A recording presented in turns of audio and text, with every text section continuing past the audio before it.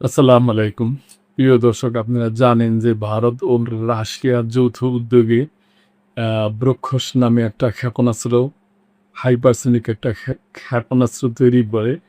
এবার এটার পরিধি এবং পাওয়ার আরও বাড়ানো হবে।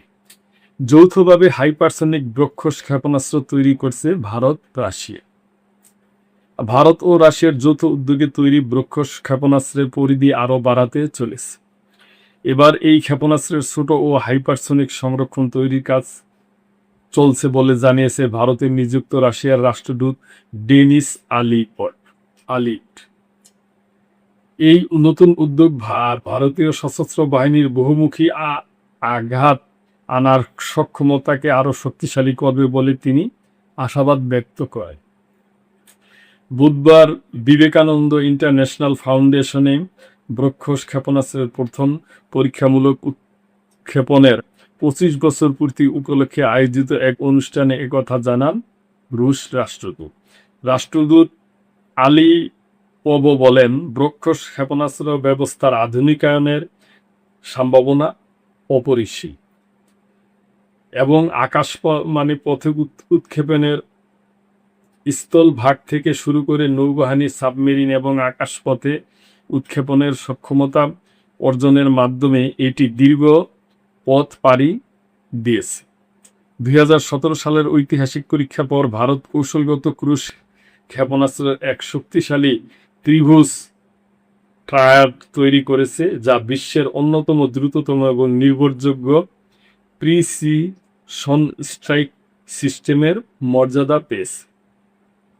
তিনি আরও উল্লেখ করেন, ব্রহ্মস যৌথ উদ্যোগটি ভবিষ্যতে ভারত রাশিয়া সহযোগিতার একটি আদর্শ মডেল হিসাবে প্রতিষ্ঠিত হয়েছে। এটি ভারতের প্রতিরক্ষা নীতিতে এক বৈপ্লবিক পরিবর্তন এনেছে। প্রথাগত ক্রেতা বিক্রেতা সম্পর্কের পরিবর্তে প্রযুক্তি শেয়ারিং, যৌথ উন্নয়ন এবং যৌথ উৎপাদনের পথে হাঁটছে দুই দেশ। পরবর্তীতে এই ধারাটি ভারতের মেক ইন ইন্ডিয়া ও আত্মনির্ভর ভারত উদ্যোগের ভিত্তি হিসেবে কাজ করেছে। অনুষ্ঠানে আলী পোবো দুই দেশের প্রতিরক্ষা সহযোগিতা দীর্ঘস্থায়ী সম্পর্কের কথা তুলে ধরেন। তিনি বলেন, এই প্রকল্পটি আমাদের দ্বিপাক্ষিক সহযোগিতার মোড় ঘুরিয়ে দিয়েছিল। এর পথ ধরেই ভারতের সুখোই 30 MKI যুদ্ধ বিমান, T-90 যুদ্ধ ট্যাঙ্ক এবং সম্প্রতি AK-203 রাইফেল তৈরির মতো বড় প্রকল্পগুলো সফল হয়েছে।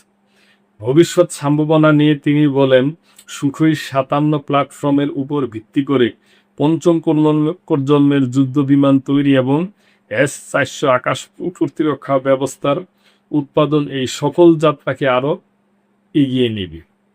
এটি ভারত ও রাশিয়ার মধ্যে বিদ্যমান গভীর আস্থা এবং কৌশলগত অংশীদারিত্বের অনন্য প্রতিফলন। বর্তমানে ব্রহ্মস ক্ষেপণাস্ত্রের বিশ্বব্যাপী চাহিদা বাড়ছে বলেও জানান রুশ রাষ্ট্রদূত। এশিয়া প্যাসিফিক, পশ্চিম এশিয়া, আফ্রিকা এবং লাতিন আমেরিকার দেশগুলোতে এই ক্ষেপণাস্ত্রের চাহিদা দিন দিন বাড়ছে।